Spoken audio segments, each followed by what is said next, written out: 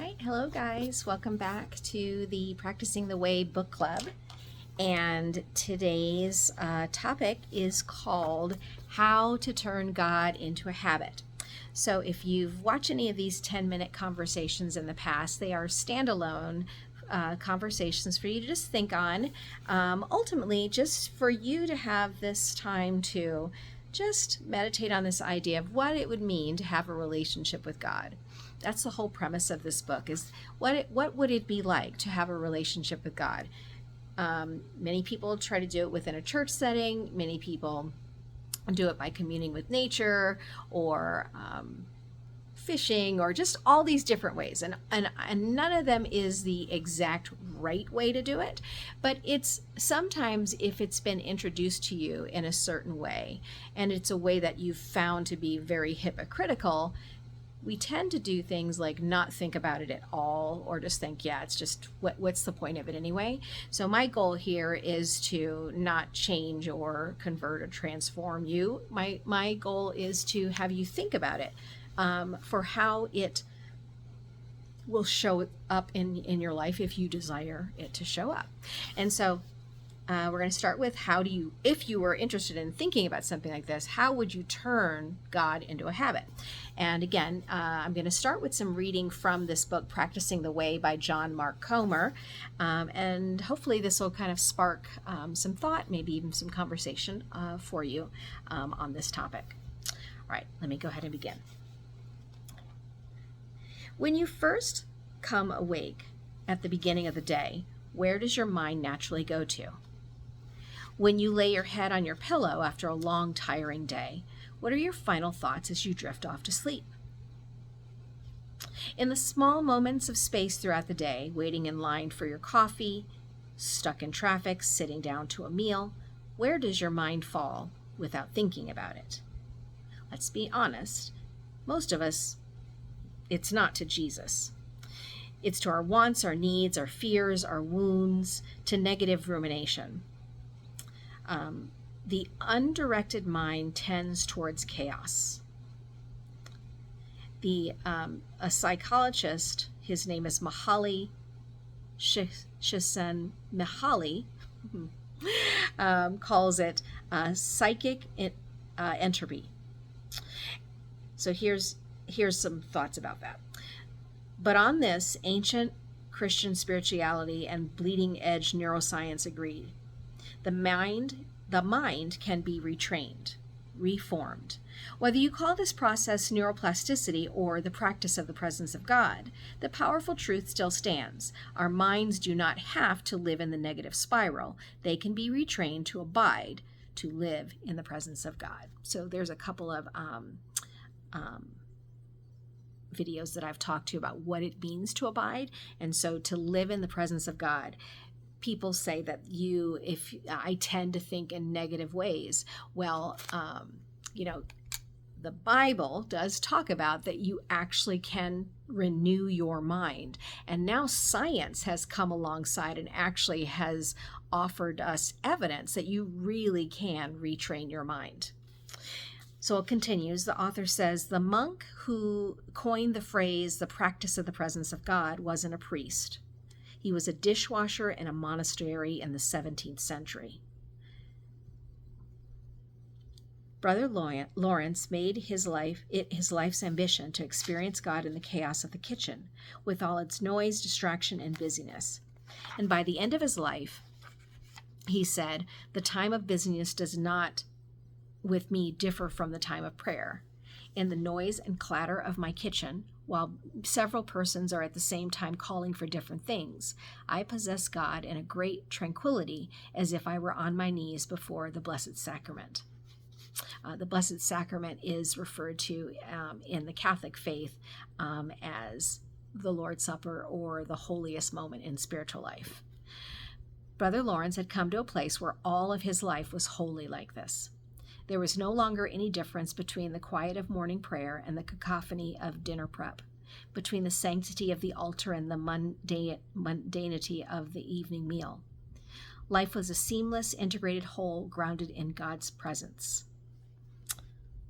A Quaker writer, Thomas Kelly, says, How then shall we live the life of prayer without ceasing? By quiet, persistent practice of turning of all our being day and night in prayer and inward worship and surrender toward Him who calls in the deeps of our soul. Mental habits of inward orientation must be established. So there again is this idea of it's persistent practice and it's mental habits.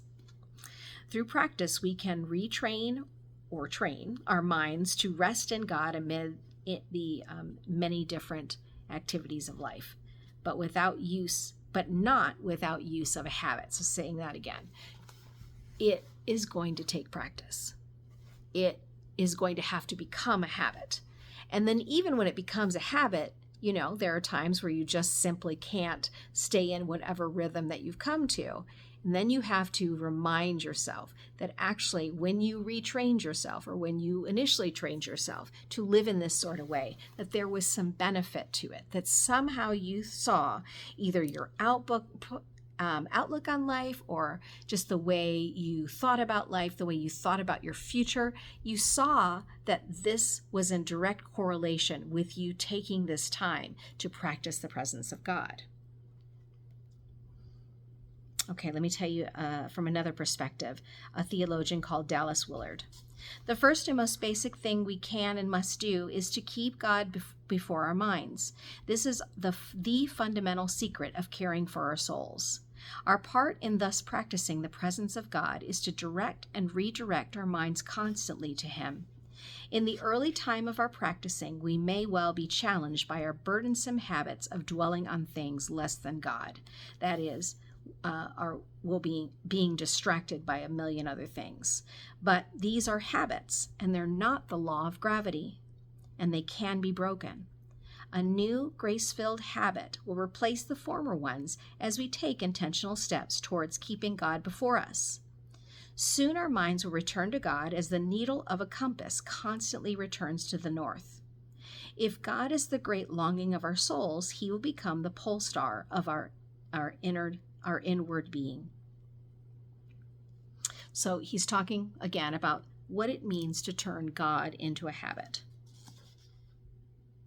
What Willard and other spiritual masters of the way are saying is that through habit you can co-create with Jesus a mind that is fixed on God all throughout the day. You can say with the psalmist, "I have set the Lord always before me," or with the Apostle Paul, "Set your mind on things above." And the Psalms meaning in the Bible, there is a book called the Psalms. It's located in the middle of the book. So if you're not familiar with that, that's what we're referring to there.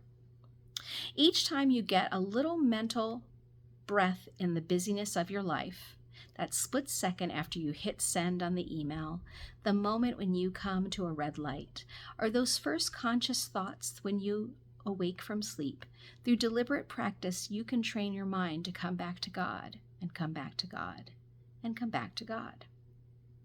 Eventually your mind, and through it your entire body and soul, will anchor itself in God. It will abide. Even in all the noise and chaos of the modern world, with its traffic to suffer, meetings to attend, babies to feed, you can develop a mind that is rooted in God. If the mind is a kind of portal to the soul, and if you become what you contemplate, then few things could be more important. Indeed, our destiny could hang in the balance. And then the author goes on to say, I recognize that turning God into a habit may sound about as inspiring as turning romance or laughter or poetry into a habit. In a culture that equates authenticity with spontaneous emotions, habit is a tough sell. But show me a person's habits, and I will show you what they are truly most passionate about, most dedicated to, most willing to suffer for, and most in love with. And I will show you who they will become. Again, when you have that fleeting mental break, that blessed white space of thought, where does your mind go? Does it go to God? Does it go to the Father's love pouring out toward you in Christ and by the Spirit, deep within and all around you? If not, it can. The human mind is far more moldable than most of us were led to believe. It can be changed to a new default setting, a new baseline, a new God orientation. Before, the neuroscientist Dr. Donald Hebb famously said, neurons that fire together wire together, also known as Hebb's rule. A.W. Tozer said that as we set the direction of our hearts toward Jesus, something miraculous takes place in our inner beings. A habit of soul is forming, which will become, after a while, a sort of spiritual reflex, requiring no more conscious effort on our part. Or, as the missionary Frank Lobach testified, the simple practice requires only a gentle pressure of the will, not more than a person can exert easily. It grows easier as a habit becomes fixed. All right, so what that means practically, we'll go into that a little more. If you were to talk to me about what it means to do this type of activity, I can honestly say it has changed over the years. But for me, many times it has to do with that first part of the morning, the beginning when I wake up. Either I'm thinking on God by just getting like a cup of coffee and just sitting quietly, or I'll use an app like I subscribe to the Hallow app, and I'll find a 10-minute meditation where it basically is reading something to me and then it's prompting me to meditate. We're in the summer now, so I do a lot of going for walks, long walks, and I'll listen to certain music, and I'll allow that to be the way in which that I come to this awareness. And then it's just something that I try to do throughout the day. Like, okay, if I've been scrolling, or if I'm watching something, or, if I have like a few minutes of time sitting on my own, I will then just go, okay. And I will just tell myself, all right, let's think about something about God. And it's really, it feels a bit silly initially, that's the truth. But then what you find is your nervous system changes. Like, you're not so panicked. Your mind is not racing in 100 different directions. You really do feel the calmness start to come on you, and not in this, and it's not an over the top way. It really is like, oh, I notice that I'm just not as moved. My responses aren't as quick, and I really am trying to be more mindful of, that what I say, what I do, how I'm feeling somehow inadvertently affects someone else. And so I try my best to let that determine how I'm going to be in the world.